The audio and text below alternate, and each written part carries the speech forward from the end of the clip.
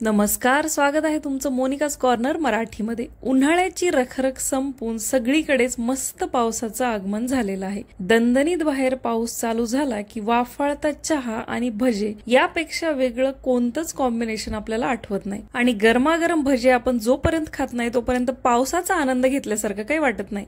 चला तर मग आज आपण बघणार आहोत मस्त अशा दणदणीत पावसामध्ये मक्याचे अप्रतिम असे भजे। कुठलाही कुटा कांडा आपल्याला करायची गरज नाही, सोप्या पद्धतीने 15 मिनिटात बनवून तयार होतात आणि चवीला मस्त लागतात। पाऊस पडायला सुरुवात झाली की बनवायला घ्या, पाऊस आहे तोपर्यंत नक्कीच बनतील आणि तितकेच चटपटीत कुरकुरीत लागतील। एक मका होती घरात, ती मस्त सोलून घेतलेली आहे। 2 मोठे चमचे मक्याचे दाणे बाजूला काढून ठेवायचे आणि एक मोठी वाटी भरून सोललेले मक्याचे दाणे मिक्सरच्या भांड्यात घालायचे।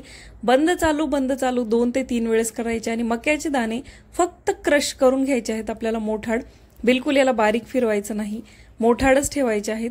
त्यामध्ये आता घालायचं आहे आपल्याला एका मोठ्या बाउलमध्ये आपण क्रश केलेले मक्याचे दाणे, अख्खे ठेवलेले मक्याचे दाणे, एक मीडियम साईजचा कांदा बारीक चिरून, खूप सारी अशी कोथिंबीर घातलेली आहे।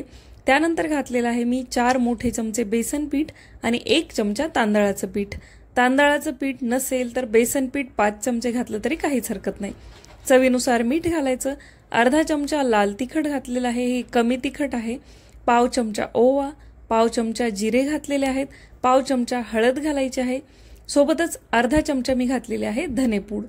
सगळे आपले जिन्नस घालून झालेले आहेत। फक्त 2 चमचे आपल्याला इथं पाणी वापरायचं आहे। 2 पोह्याचे चमचे जे आपला नॉर्मल टीस्पून असतो तेवढंच पाणी घालायचं आहे। मक्यामध्ये भरपूर असं पाणी असतं, त्यामुळे शक्यतो पाण्याची गरज लागत नाही आणि बेसन पिठाचं प्रमाण आपण कमी ठेवलेलं आहे, त्यामुळे काय होतं मक्याची अगदी अप्रतिम चव आपल्याला या भज्यामध्ये लागते।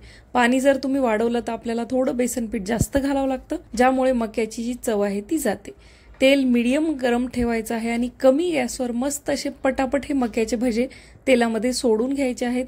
अगदी मस्त गोल्डन ब्राऊन कलर येऊपर्यंत हे तळून घ्यायचे आहेत। बऱ्याच जणांना थोडासा भज्याचा रंग पिवळसर आवडतो, पण मला जोपर्यंत अगदी जास्त तांबूस ब्राऊन रंग भज्यांना येत नाही तोपर्यंत ते बाहेर काढा वाटत नाहीत।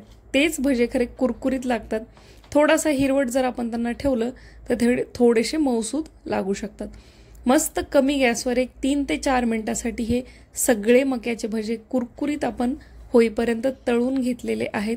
गरमागरम मक्याचे भजे तयार आहेत। तुम्ही टेक्स्चर बघू शकता, आपण अख्खे सुद्धा यामध्ये कॉर्न किंवा मक्याचे दाणे घातलेले आहेत, त्यामुळे हे दिसायलाही सुंदर दिसतात आणि चवीलाही तेवढेच चांगले लागतात।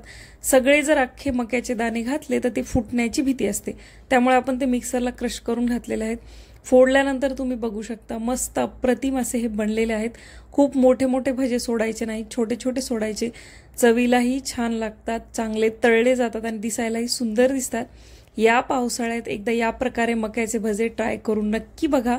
आवडले तर लाईक करा, पहिल्यांदाच व्हिडिओ बघत असताल तर सबस्क्राईब करा। मी भेटते पुढच्या व्हिडिओमध्ये, तोपर्यंत बाय।